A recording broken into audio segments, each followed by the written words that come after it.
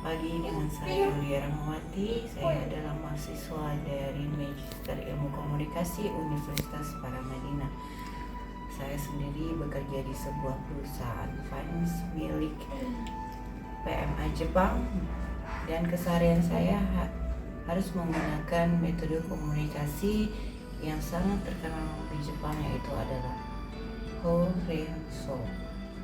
Karena dalam satu perusahaan itu terdiri dari berbagai macam divisi yang tentu saja tidak pernah terputus mata rantainya, karena kita harus terus berkesinambungan setiap harinya sehingga bisnis dapat berjalan. Metode Horenso ini mengutamakan hierarki. Makna dari kata tersebut mengacu pada gaya komunikasi dalam dunia kerja Jepang. Horenso ini merupakan keterampilan dasar karyawan yang melekat dengan budaya masyarakat Jepang hingga hari ini. Horenso itu adalah 3 singkatan dari istilah Jepang. Yang pertama adalah Hokoku atau melaporkan.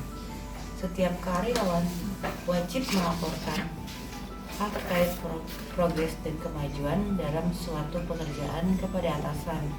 Dari laporan tersebut, atasan nantinya dapat memberikan saran dan masukan agar pekerjaan dapat diselesaikan dengan semestinya. Lalu, apabila bawahan mengambil keputusan secara gegabah, maka atasanlah yang akan dituntut untuk bertanggung jawab. Maka dari itu, kita harus mengkonsultasikannya terlebih dahulu kepada atasan. Yang kedua adalah renraku atau menginformasikan. Renraku adalah kebalikan daripada Hokoku. Renraku bersifat lebih terbuka dalam dilakukan oleh siapa saja kepada siapapun. Dalam hal yang layak ini untuk diinformasikan kepada pihak lain adalah tentang data dan fakta. Tidak diperkenankan untuk memberikan asumsi dan opini serta informasi yang tidak jelas kebenarannya.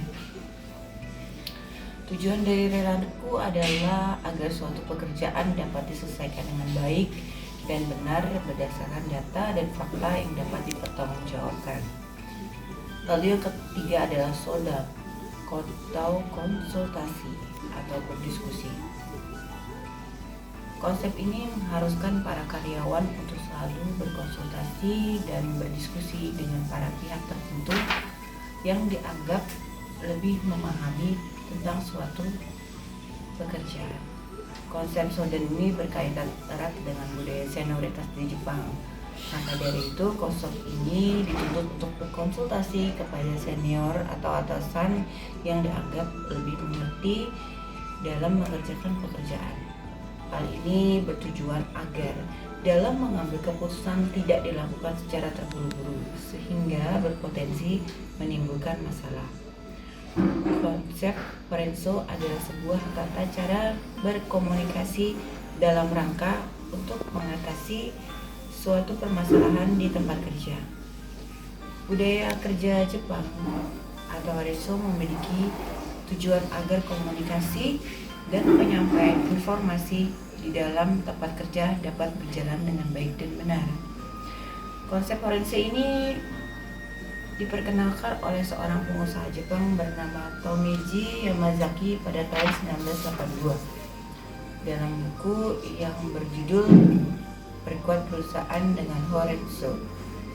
Sejak saat itu, konsep Horenso menyebar luas di kalangan masyarakat Jepang dan diterapkan di dalam banyak perusahaan. Tujuan Horenso itu memiliki 3 bagian, yaitu menciptakan pola hubungan komunikasi efektif dan efisien, serta budaya kerja yang nyaman bagi setiap pihak yang bekerja, baik atasan dan bawahan, mempermudah komunikasi sehingga dapat berjalan dengan se-efektif mungkin dan se-efisien mungkin.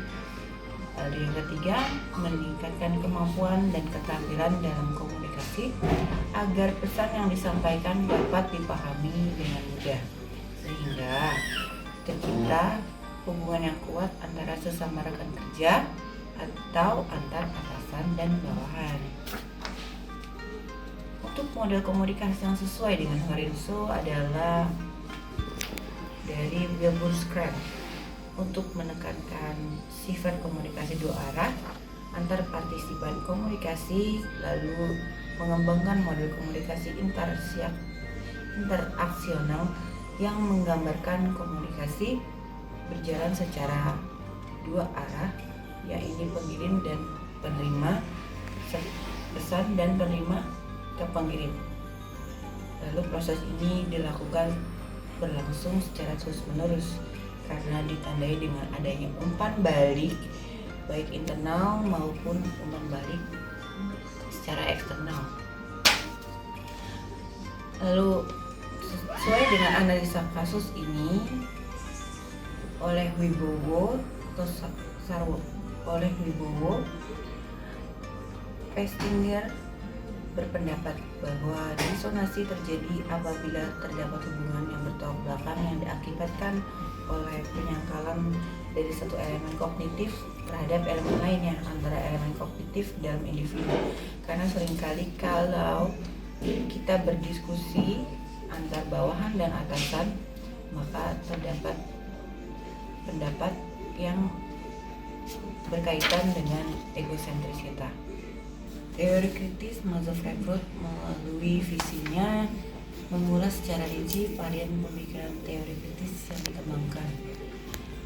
Kebuntuan pemikiran akibat terjebak dengan kritik yang dibuat oleh atasan dengan bawahan, akibatnya terjebak dengan kritik yang mereka buat sendiri, sehingga menyebabkan komunikasi antar bawahan dan atasan tidak dapat berlangsung dengan baik, karena seringkali atasan atau senior yang merasa lebih banyak tahu soal pekerjaan akan terjebak dengan pemikirannya dia sendiri.